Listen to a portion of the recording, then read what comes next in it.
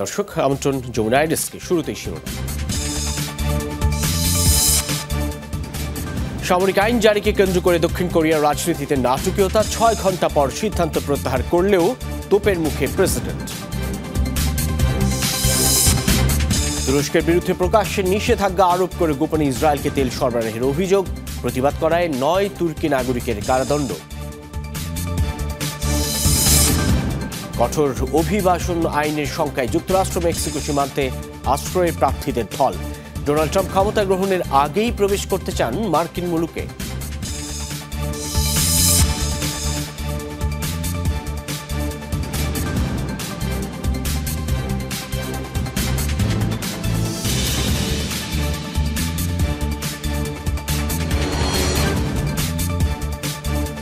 শিরোনাম দেখছেন। এসবের বিস্তারিত সহ আন্তর্জাতিক অঙ্গনের আরও কিছু খবর নিয়ে আপনাদের সঙ্গে আছি আমি সাইফুদ্দিন রবিন। প্রেসিডেন্টের সামরিক আইন জারিকে কেন্দ্র করে দক্ষিণ কোরিয়ায় চলছে তোলপাড়। রাতভর বিক্ষোভ, সহিংসতা আর পার্লামেন্ট সদস্যদের বিরোধিতায় মার্শাল ল প্রত্যাহার হলেও বন্ধ হয়নি উত্তেজনা। প্রেসিডেন্ট ইউন সুক ইয়োলের পদত্যাগের দাবিতে উত্তাল রাজধানী সিউল। জনগণের সাথে একাত্ম আইন প্রণেতারাও আজই তোলা হবে প্রেসিডেন্ট বিরোধী অভিশংসন বিল। চরম নাটকীয়তায় ভরা এক রাত পার করল দক্ষিণ কোরিয়া। মঙ্গলবার হঠাৎই জরুরি ভিত্তিতে সামরিক আইন জারির ঘোষণা দেন প্রেসিডেন্ট। জাতির উদ্দেশ্যে দেয়া ভাষণে বলেন, পরমাণু শক্তিধর উত্তর কোরিয়া ও পিয়ংইয়ংপন্থী কমিউনিস্ট বাহিনীর হুমকি থেকে দেশের সুরক্ষায় নেওয়া হয়েছে এ পদক্ষেপ।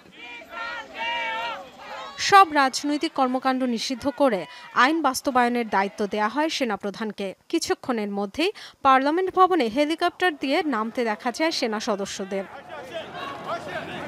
প্রেসিডেন্টের ঘোষণার প্রতিবাদে রাস্তায় নেমে আসে সাধারণ মানুষ। বিক্ষোভে উত্তাল হয় পার্লামেন্ট চত্বর।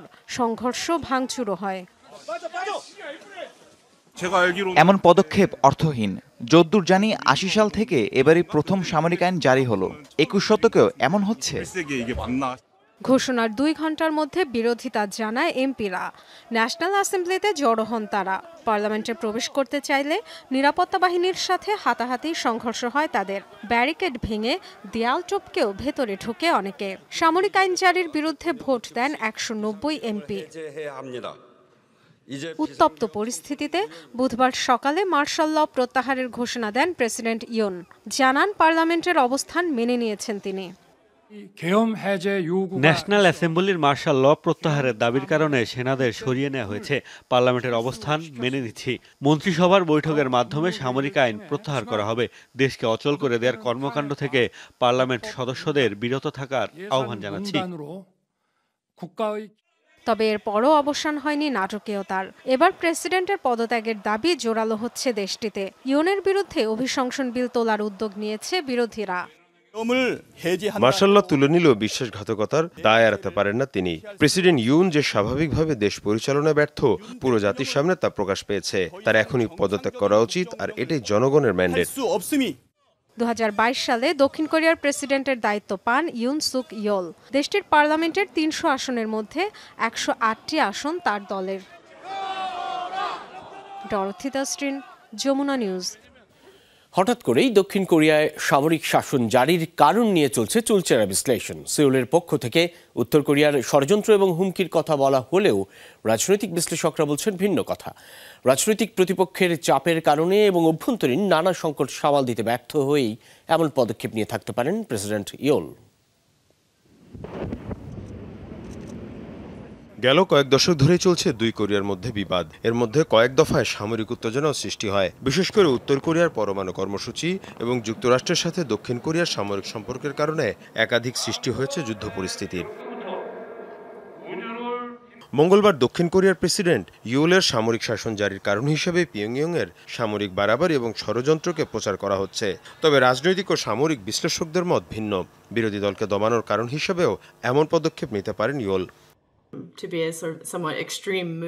বিরোধী দলকে উত্তর কোরিয়ার দোসর আখ্যা দেওয়ার ঘটনা পুরনো। এটাও সত্য যে পিয়ংইয়ং দক্ষিণ কোরিয়ায় বহুবারই গুপ্তচর পাঠিয়েছে, কিন্তু এখন এ ধরনের কোনো প্রমাণ আমাদের চোখে পড়ছে না। ফলে অভ্যন্তরীণ সংকট সামাল দিতে ব্যর্থ হয়ে এই মার্শাল ল জারির সিদ্ধান্ত কিনা এমন প্রশ্ন উঠেছে।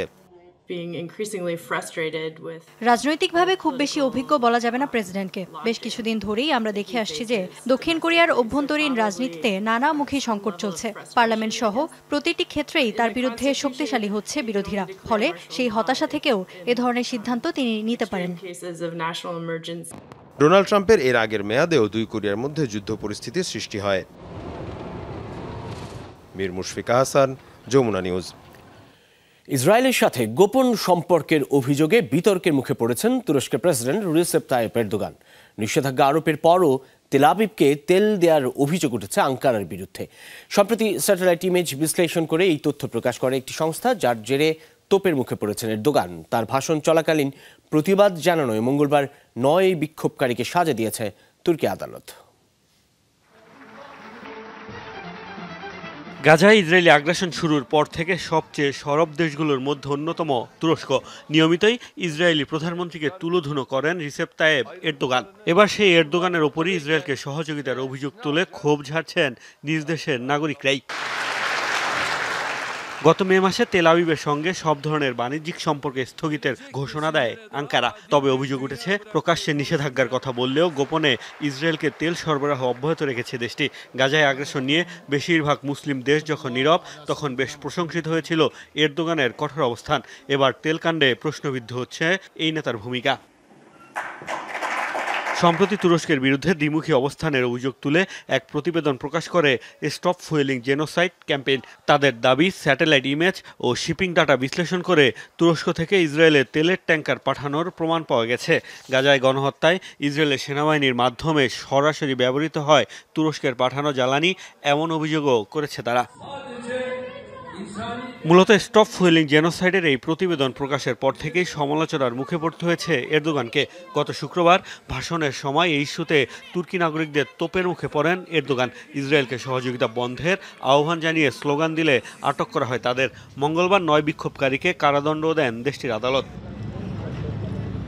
বিক্ষোভকারীদের সাজা দেওয়ার ঘটনায় বাক স্বাধীনতায় হস্তক্ষেপের অভিযোগ তুলছে বিভিন্ন মানবাধিকার সংগঠন। এরদোগান প্রশাসনের সমালোচনা করেছে বিরোধী দলগুলো। মোস্তফা মাহমুদ, যমুনা নিউজ। সিরিয়ায় বিদ্রোহীদের সাফল্যের পর আবারও আলোচনায় ড্রোন। মধ্যপ্রাচ্য ভিত্তিক সংবাদ মাধ্যম মিডল ইস্ট আইকে দেয়া সাক্ষাৎকারে একাধিক বিদ্রোহী নেতা জানান, ড্রোনই তাদের সফলতার নেপথ্যে। স্থানীয়ভাবে তৈরি শাহিন ড্রোন সরকার বিরোধী লড়াইয়ে বিদ্রোহী গোষ্ঠী HTS এর মূল যুদ্ধাস্ত্রে পরিণত হয়েছে। বিদ্রোহীরা বলছে, রাশিয়া ইরানের ছোড়া অবিস্ফোরিত মিসাইল বা ড্রোনের খণ্ডাংশ থেকেই তৈরি হয়েছে এই যুদ্ধাস্ত্র। সিরিয়ায় বিদ্রোহীদের আকস্মিক হামলায় এখন নড়বড়ে হয়ে পড়েছে বাশার আল আসাদ সরকারের গদি। রাশিয়া ইরানের সহযোগিতায় 2 যুগ ধরে শাসন ক্ষমতা ধরে রাখা প্রেসিডেন্ট আসাদের সেনাবাহিনীকে কোণঠাসা করে একের পর এক শহর দখল করছে হায়াত তাহরির আল শামের নেতৃত্বাধীন বিদ্রোহীরা। 13 বছরের গৃহযুদ্ধে হঠাৎ কোন জাদুতে এত শক্তিশালী হয়ে উঠল সরকার বিরোধীরা? ইউক্রেন সিরিয়ান বিদ্রোহীদের সমরাস্ত্র দিয়ে সহযোগিতা করছে উঠেছে এমন অভিযোগ। তবে তা প্রত্যাখ্যান করেছে গোষ্ঠীগুলো। তাদের দাবি, নিজেরাই স্থানীয়ভাবে তৈরি করছে অত্যাধুনিক অস্ত্র, যা দিয়ে কাবু করছে আসাদ বাহিনীকে। HTS এর দাবি, এবারের সরকার বিরোধী অভিযানে তাদের সফলতার পেছনে সবচেয়ে বড় ভূমিকা রাখছে শাহিন ড্রোন। তাদের স্পেশাল ফোর্স শাহিন ব্রিগেডের তৈরি এই ড্রোনে রয়েছে অত্যাধুনিক সব প্রযুক্তি। চলতি বছর নতুন সমরাস্ত্রের একটি ভিডিও ফুটেজও প্রকাশ করেছিল গোষ্ঠীটি। ফ্রন্টলাইন থেকে দূরের লক্ষ্যবস্তুতে হামলার জন্য মূলত শাহিন ড্রোন ব্যবহার করছে বিদ্রোহীরা। সাজোয়া যান ট্যাঙ্ক ধ্বংসের পাশাপাশি শত্রুপক্ষের সেনাদের অবস্থান লক্ষ্য করেও ছোড়া হচ্ছে এই অস্ত্র। এর সক্ষমতা সম্পর্কে বিস্তারিত জানা না গেলেও হামলার ধরন থেকে ধারণা করা হচ্ছে 50 কিলোমিটার এলাকা পর্যন্ত দূরের লক্ষ্যে আঘাত হানতে সক্ষম এটি। নিজেদের সমর ভান্ডার সমৃদ্ধ করতে গত 10 বছর ধরেই উন্নত ড্রোন তৈরির চেষ্টা চালাচ্ছে হায়াত তাহরির আল শাম। মূলত রাশিয়া ও ইরানের তৈরি অবিস্ফোরিত ড্রোন সংগ্রহ করে সেগুলোর অনুকরণেই শাহিন ড্রোন তৈরি করছে তারা। পাশাপাশি তুরস্ক থেকে কালোবাজারির মাধ্যমেও ড্রোন সংগ্রহ করছে গোষ্ঠীটি। মোস্তফা মাহমুদ, যমুনা নিউজ। সিরিয়ার পূর্বাঞ্চলে বিমান হামলা চালিয়েছে যুক্তরাষ্ট্র, এ তথ্য নিশ্চিত করেছে মার্কিন প্রতিরক্ষা বিভাগ। পেন্টাগন মুখপাত্র প্যাট রাইডার জানান, আত্মরক্ষার উদ্দেশ্যেই এই হামলা। ইউফ্রেটিসে মার্কিন ঘাঁটি লক্ষ্য করে রকেট ছোড়ার জবাবে ধ্বংস করা হয়েছে 3টি মোবাইল রকেট লঞ্চার এবং একটি T-64 ট্যাঙ্ক। সিরিয়ায় বিদ্রোহীদের চলমান তৎপরতার সাথে এই হামলার কোনো সম্পর্ক নেই এমন দাবি পেন্টাগনের। জানান, কারা হামলা চালিয়েছে তা খতিয়ে দেখা হচ্ছে। এর আগেও ইরান সমর্থিত একাধিক গোষ্ঠীর হামলার টার্গেট হয়েছে মার্কিন ঘাঁটিটি। অঞ্চলটিতে প্রায় 900 মার্কিন সেনা রয়েছে।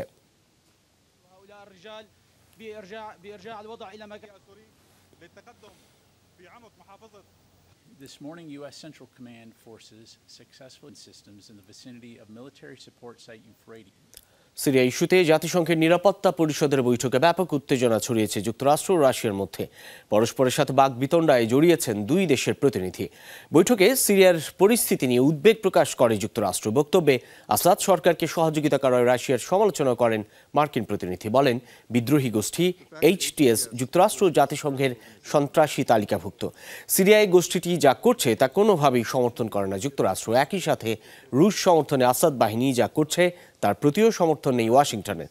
এরই প্রেক্ষিতে পাল্টাপাল্টি বক্তব্যে উত্তপ্ত হয়ে ওঠে পরিস্থিতি। বেসামরিক নাগরিকদের উপর সন্ত্রাসী হামলার সমালোচনা করার সৎসাহস যুক্তরাষ্ট্রের নেই বলে কটাক্ষ করেন রুশ প্রতিনিধি। ডোনাল্ড ট্রাম্প মসনদে বসার আগেই যুক্তরাষ্ট্রে প্রবেশের চেষ্টায় প্রতিবেশী দেশগুলো থেকে নেমেছে অভিবাসী ঢল। আশঙ্কা, কঠোর অভিবাসন বিরোধী আইন গ্রহণ করবেন নতুন মার্কিন প্রেসিডেন্ট। তাই ক্ষমতায় আসার আগেই সীমানার উদ্দেশ্যে পায়ে হেঁটে রওনা হয়েছেন হাজার হাজার মানুষ। মেক্সিকো থেকে যুক্তরাষ্ট্রের সীমান্তের দিকে রওনা দিয়েছে অসংখ্য মানুষ। অনেকেই আবার পরিবার নিয়ে পায়ে হেঁটে রওনা দিয়েছেন দীর্ঘ অনিশ্চিত পথের দিকে। যুক্তরাষ্ট্রের নবনির্বাচিত প্রেসিডেন্ট ডোনাল্ড ট্রাম্পের ওভাল অফিসে অভিষেকের বাকি আর মাত্র কয়েকদিন। ক্ষমতায় এসেই তার কঠোর অভিবাসী বিরোধী আইন প্রণয়নের শঙ্কায় উদ্বিগ্ন হাজারো মানুষ। তাই আনুষ্ঠানিকভাবে ক্ষমতা গ্রহণের আগেই যত দ্রুত সম্ভব যুক্তরাষ্ট্রে পাড়ি জমাতে মেক্সিকোর পাশাপাশি Venezuela, Cuba, Haiti, Colombia, Guatemala ও আশেপাশের সীমান্তবর্তী দেশগুলো থেকে রওনা হয়েছে শত শত মানুষ। অধিকাংশ মানুষই যুক্তরাষ্ট্রে যেতে চায় নিজের ও নিজের পরিবারকে একটি উন্নত জীবনদানের আশায়। তবে যুক্তরাষ্ট্রের পাশাপাশি আশপাশের অন্যান্য দেশগুলোরও যদি অর্থনৈতিক উন্নতি ঘটত, তাহলে কেউই আর উন্মুখ হতে আগ্রহী হতো না বলে আমার বিশ্বাস। ক্ষমতায় আসলে বৈধভাবেও দেশটিতে অভিবাসী প্রবেশ বন্ধ করে দিতে পারেন ডোনাল্ড ট্রাম্প। দেখা দিয়েছে এমন শঙ্কাও। মেক্সিকোর অভিবাসী প্রবেশ ঠেকাতে দেশটির ওপর বাড়তি করার ওপর হুমকিও দিয়েছেন ট্রাম্প। এগিয়ে যাওয়া ছাড়া আর কোনো উপায় নেই আমাদের। আমরা আর আমাদের অস্থিতিশীল জীবনে ফিরে যেতে চাই না। সেখানে আমাদের জন্য আর কিছুই অবশিষ্ট নেই।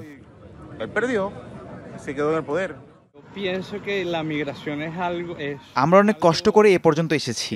জানি না আর কতখানি অনিশ্চিত পথ পাড়ি দিতে হবে। তবে আমরা ঈশ্বরে বিশ্বাসী। নিশ্চয়ই এই কষ্টের বিনিময়ে তিনি আমাদের জন্য ভালো কোনো প্রতিদানই রেখেছেন। এর আগে গেল মেয়াদেও দায়িত্ব নিয়ে মেক্সিকো সীমান্তে কড়াকড়ি আরোপ করেন ডোনাল্ড ট্রাম্প।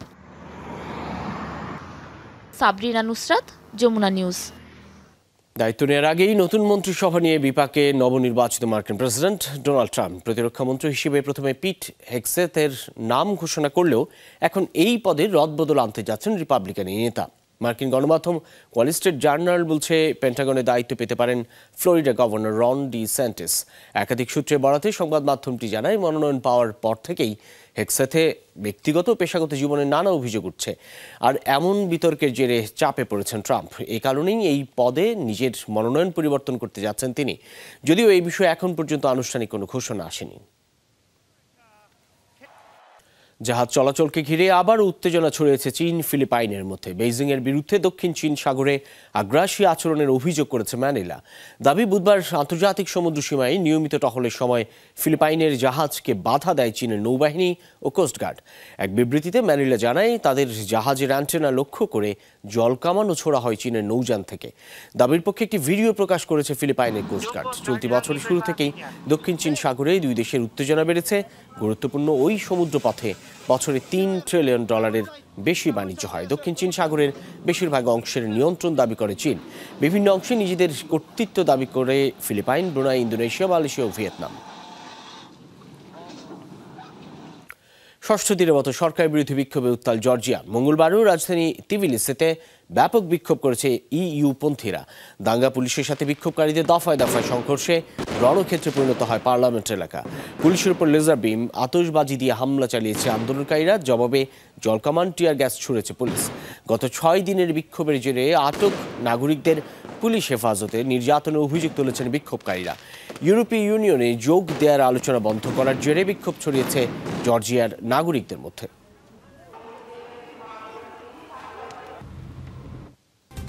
ইউক্রেন ইস্যুতে টানাপোড়েনের মধ্যে ভূমধ্য সাগরে নতুন প্রজন্মের হাইপারসনিক ক্রুজ মিসাইলের পরীক্ষা চালালো রাশিয়া। মঙ্গলবার মহড়ার ভিডিও প্রকাশ করে রুশ প্রতিরক্ষা মন্ত্রণালয়। তাতে দেখা যায় ভূমধ্য সাগরের পশ্চিমাঞ্চলে টহল দিচ্ছে রুশ নৌবাহিনীর জাহাজের সময় ছোড়া হয় Zircon hypersonic antiship missile, Kalibr cruise missile, Onyx antiship missile সহ আরও কয়েক ধরনের শক্তিশালী ক্ষেপণাস্ত্র, যার মধ্যে কোনোটি আবার নিউক্লিয়ার ওয়ারহেড বহনেও সক্ষম। পোষা বিড়াল খোঁজার সময় সিঙ্ক হোলে পড়ে নিখোঁজ হয়েছেন এক প্রবীণ মার্কিনী। দেশটির পেনসিলভানিয়ায় হয় এই দুর্ঘটনা। নিখোঁজ নারীর সন্ধানে চলছে তল্লাশি। কর্তৃপক্ষ জানায় সিঙ্কহোলটি অন্তত 30 ফুট গভীর। 64 বছর বয়সী এলিজাবেথ পোলার্ড গত সোমবার থেকেই নিখোঁজ। ধারণা সেদিনই সিঙ্কহোলে পড়ে গেছেন তিনি। বিশাল গর্তটি পাশেই তার গাড়িটি পাওয়া গেছে। পরিত্যক্ত কয়লার খনিতে বিশেষ ক্যামেরা পাঠানো হয়েছে। এখনও এলিজাবেথকে শনাক্ত করা যায়নি, তবে জুতা আকৃতির বস্তু দেখা গেছে, দাবি ফায়ার সার্ভিসের।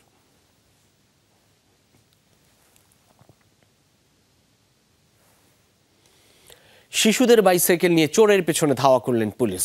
ধরাও পড়ল আসামি। যুক্তরাষ্ট্রের কলোরাডোতে হয়েছে এমন কাণ্ড। গত নভেম্বরে মাঝামাঝি হয়েছে ঘটনাটি। সম্প্রতি প্রকাশ করা হয়েছে বাইসাইকেল চালিয়ে আসামি ধরার নাটকীয় ফুটেজ। বডি ক্যামে ধারণকৃত ভিডিওতে দেখা যায় মোটর চালিত স্কুটার চুরি করে পালিয়ে যাচ্ছিল এক ব্যক্তি।